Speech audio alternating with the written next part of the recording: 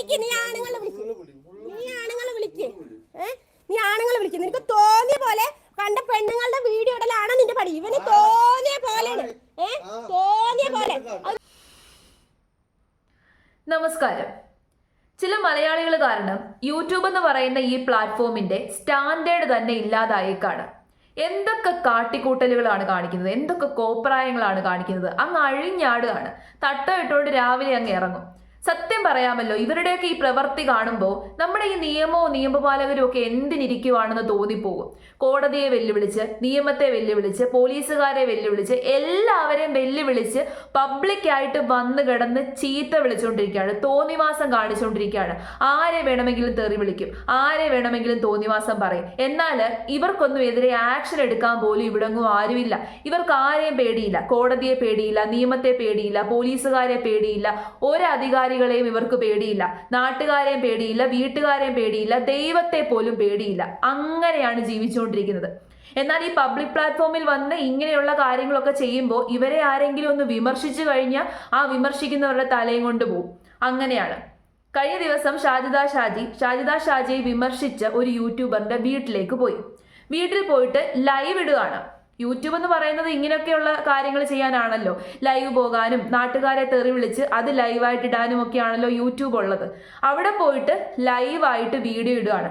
അവിടെ ചെന്ന് ആ ഒരു ഷെരീഫ് എന്ന് പറയുന്ന ആ ഒരു വ്യക്തിയുടെ ഭാര്യയെയും അമ്മയെയും വീട്ടുകാരെയും ഒക്കെ തെറി വിളിച്ച് അനാവശ്യം പറഞ്ഞ് മോശപ്പെട്ട വാക്കുകളാണ് ഉപയോഗിക്കുന്നത്. എന്നിട്ട് അത് യൂട്യൂബിലെടുത്ത് പോസ്റ്റ് ചെയ്തിട്ടുണ്ട്. ആ വീഡിയോ എന്തായാലും ഞാനൊന്ന് കാണിച്ചു തരാം. നീ ആണുങ്ങളെ വിളിക്കും. നിനക്ക് തോന്നിയ പോലെ കണ്ട പെണ്ണുങ്ങളുടെ വീഡിയോ ഇടലാണ് നിന്റെ പണി. ഇവന് തോന്നിയ പോലെയാണ്, തോന്നിയ പോലെ. അത് നിന്റെ ദുബായില് നടന്നാൽ മതി, ഈ നാട്ടിൽ നടക്കില്ല. അന്റെ കിട്ടിയല്ലേ ഇത് മണ്ണാർക്കാട്? അന്റെ ഉപ്പാന്റെ അല്ലല്ലോ, അന്റെ ഉപ്പാന്റെ നാടല്ലല്ലോ മണ്ണാർക്കാട്. ഇജ്ജും എല്ലാ പെണ്ണുങ്ങളെ കണ്ട പോലെ ഇജ്ജും എല്ലാ പെണ്ണുങ്ങളെ കളിക്കുമ്പോൾ എന്റെ അടുത്ത് കളിക്കണ്ട. എന്റെ അടുത്ത് കളിച്ചാൽ നീ വിവരം അറിയും, അറിയിക്കാൻ ആള് വരുന്നുണ്ട് മോനെ. നീ എന്താ വിചാരിച്ചത്? നിനക്കുണ്ടല്ലോ കെട്ടിയോള് 2 കുട്ടികൾ, അവളുമാരുടെ നിനക്കെന്താടാ നഷ്ടം? നിന്റെ ഉപ്പാന്റെ പെങ്ങളും നിന്റെ കെട്ടിയോളാണ് ഞാന്, നിന്റെ പെങ്ങളും നിന്റെ കെട്ടിയോളാണ് ഞാന്. നീ എന്റെ മേലെ തൊട്ട നീ വിവരം അറിയും മോനെ. ജയിലിൽ പോയി കിടക്കേണ്ടി വരും നീ. ആണോ മോനെ?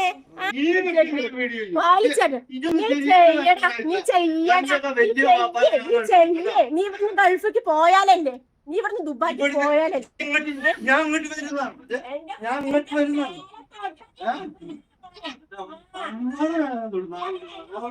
എന്തൊക്കെ വൃത്തികേടും തോന്നിവാസവുമാണ് പോയി വിളിച്ചു പറയുന്നത്. അത് സ്വന്തം മക്കളെയും കൂട്ടിയാണ് ഇവൾ ഓരോ സ്ഥലത്തും നടക്കുന്നത്. ആ മക്കളുടെ ഭാവിയെങ്കിലും ആലോചിച്ചൂടെ? ഒരു നല്ല ഉമ്മയാണെന്നുണ്ടെങ്കിൽ ഇങ്ങനെയാണോ ചെയ്യുന്നത്? ഇപ്പൊ നിങ്ങൾ എല്ലാവരും ചോദിക്കും, എന്തിനാണ് നിങ്ങൾ അവരെക്കുറിച്ച് സംസാരിക്കുന്നത് എന്ന്. ഞാൻ വളരെ മാന്യമായ ഭാഷയിൽ വിമർശനം മാത്രമാണ് നടത്തുന്നത്. അങ്ങനെ വിമർശനം നടത്താനുള്ള ഫ്രീഡം, സ്വാതന്ത്ര്യം ഇന്ത്യൻ നിയമപ്രകാരം എല്ലാ വ്യക്തികൾക്കും ഉണ്ട്. ഷാജിദ ഷാജിക്കെന്നല്ല, എല്ലാ വ്യക്തികൾക്കും വിമർശനം നടത്താനുള്ള സ്വാതന്ത്ര്യമുണ്ട്, ഫ്രീഡം ഓഫ് സ്പീച്ച്. എന്ത് കാര്യങ്ങളും നമുക്ക് സംസാരിക്കാം. പക്ഷേ അത് മൊറാലിറ്റി എന്ന് പറയുന്നൊരു സാധനമുണ്ട്, സഭ്യത.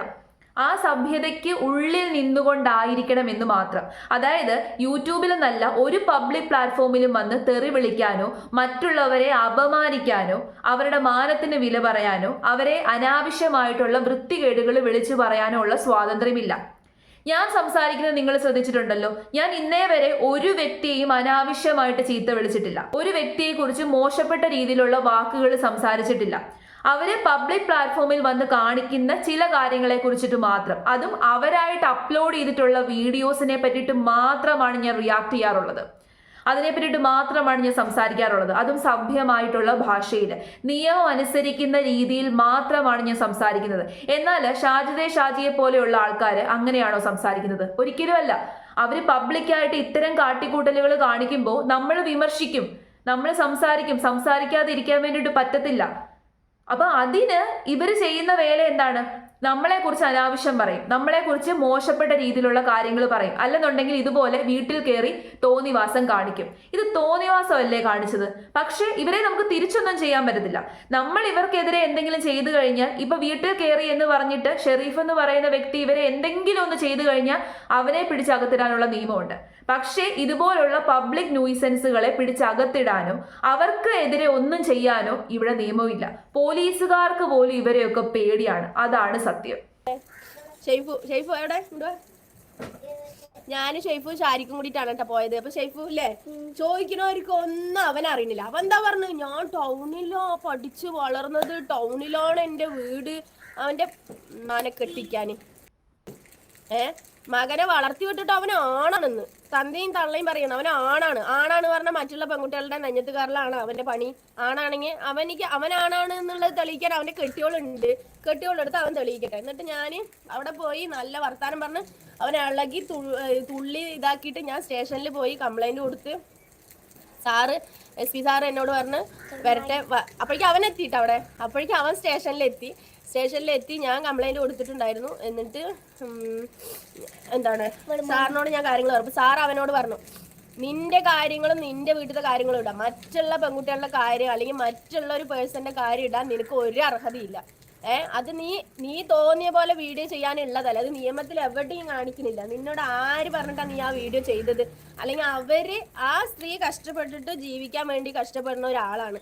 അവരെ കുറിച്ച് തോന്നിയാസം നിന്റെ ആരുമല്ലല്ലോ. നീ എന്തിനാ മറ്റുള്ളവരുടെ തോന്നിയാസം? എല്ലാം കഴിഞ്ഞിട്ട് വന്നിരുന്നങ്ങ് ന്യായീകരിച്ചാൽ മതിയല്ലോ.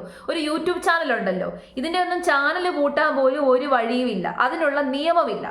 അതുകൊണ്ടാണ് ഈ കിടന്ന് അഹങ്കരിക്കുന്നത്. ഇങ്ങനെയൊക്കെ കാട്ടിക്കൂട്ടുമ്പോൾ ഈ ചാനൽ അടിച്ചു പോകാനുള്ള അല്ലെങ്കിൽ ബാൻ ചെയ്യാനുള്ള നിയമം പോലും നമ്മുടെ നാട്ടിലില്ല. ഒരു നിയമവും ഇല്ല. അതാണ് ഇവർക്കൊക്കെ ഇത്ര ധൈര്യം. മനസ്സിലായോ? എന്ത് വേണമെങ്കിലും കാണിക്കാം, ആരെക്കുറിച്ച് വേണമെങ്കിലും തോന്നിവാസം പറയാം, എന്ത് വൃത്തികേടും വിളിച്ചു പറയാം. നിയമം ഒന്നും ചെയ്യത്തില്ല എന്ന് ഇവർക്ക് നന്നായിട്ട് അറിയാം. അതിനുള്ള നിയമമില്ല.